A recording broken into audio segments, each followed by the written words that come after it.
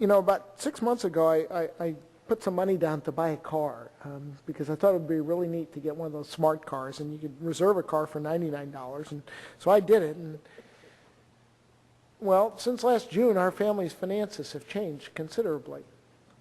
And my wife said to me a couple of weeks ago, she says, I know you really want that car. My old car is about 7 years old. And so now I think I'm not going to be able to get it because I can't afford it. And that's kind of the way I feel about this school. When we voted to build this school last summer, members of this board said that if the situation changed, they would reconsider the prudence of building this building. The situation has changed. The county's budget has gone in the tank. There's a real prospect we will not have enough money to build the projects that are funded in a timely way, let alone projects that are not funded.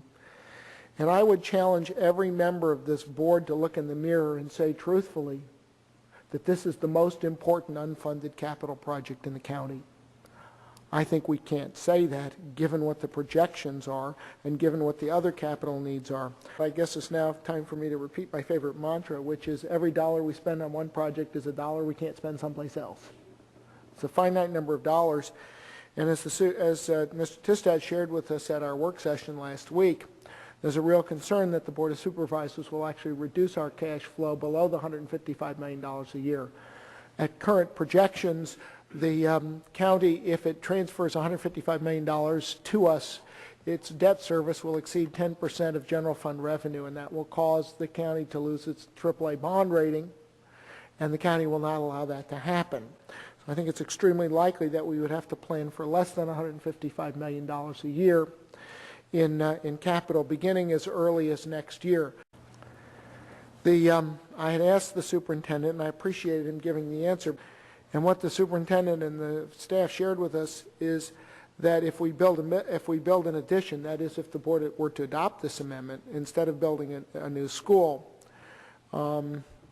it would move up the renovation of Sunrise Valley Elementary by 2 years, Garfield by 2 years, Terrace Center by 2 years, Thoreau Middle School by 2 years, Westgate by 2 years, Haycock by 1 year, Langley by 1 year, and West Springfield by 1 year, and Mount Vernon Woods by 1 year. I feel that a lot of the rationale for this school is not driven by facilities needs. I don't feel that it's driven by a consideration of the capital needs for the entire county. I feel like it's driven by politics, and what really concerns me is that this has become a political issue, and frankly, we should be above politics. We should take into account the needs of children around the county, and this doesn't do that. This says if we build this school, this is the most important capital project that has yet to be funded, and that simply isn't true.